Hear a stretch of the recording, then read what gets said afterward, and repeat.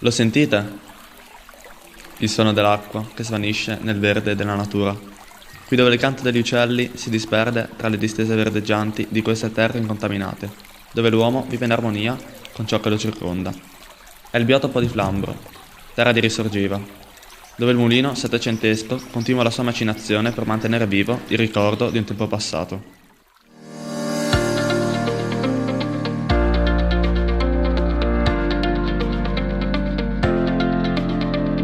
Ci troviamo in un posto per tutti, comune a tutti, per chi vive nei dintorni o che viene da lontano.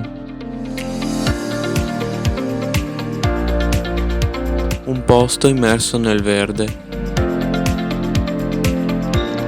Un luogo in cui apprezzare profumi di un tempo.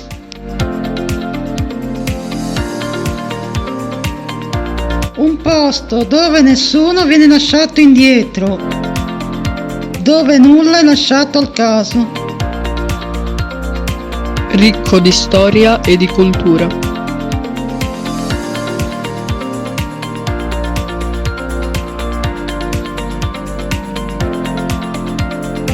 Un luogo nascosto e isolato, che ti porta in mente tanti ricordi profondi e che ti fa provare grandi emozioni.